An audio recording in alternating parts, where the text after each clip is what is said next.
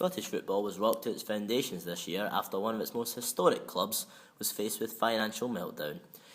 Rangers Football Club were brought to their knees after administration, liquidation and demotion to the country's bottom tier. Now looking to rebuild, the departure of several first-team stars has given youth players the chance to impress.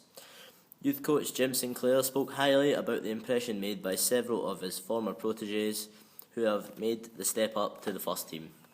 I think they've made a really good start. We've kind of had a wee bit of a tradition since Walter Smith was here of young players getting into the first team and not being phased by it, which has pleased us enormously. So as long as they can contribute to a successful winning team, which is exactly what the fans are looking for, then we're highly delighted. Is anyone in particular, do you think, has flourished with the opportunity, just took the opportunity and totally ran with it? I think they all have. I think Lewis McLeod in particular has done reasonably well for a young man coming into the team and having played in, as far as I'm aware, every minute of every game.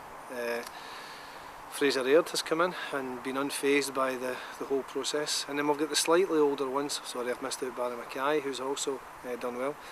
We've got the slightly older ones like Hutton and Perry and Andy Little who are also contributing, so to single anybody out would be wrong. I think it's been a team effort, and as you know, as you're well aware, the results will prove that it's been at times a struggle for the first team, so that in itself makes it all the more remarkable that the young boys have hung in there, because it's not easy to play for Rangers when there's such a high expectation. Do you feel that the move to the third divisions encouraged growth within the youth team? I think it's made everyone aware of the opportunities that are now available. If you take, for example, young Fraser Aird, who played in a reserve game here, the manager was up watching from the balcony, and such was the quality of Fraser's performance on that night that he was then drafted in as a substitute to the first team. So they're all aware of the circumstances around the club, they're all aware of the opportunities which can present themselves.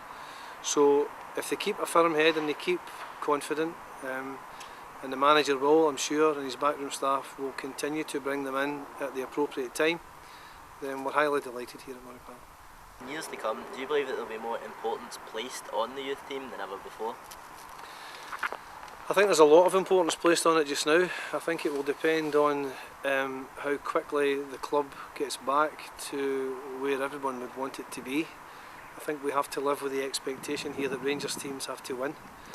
The greater that expectation, the better quality of the player is needed. I'm hopeful that we've got many in the ranks at Murray Park that will continue to develop and will become those excellent players.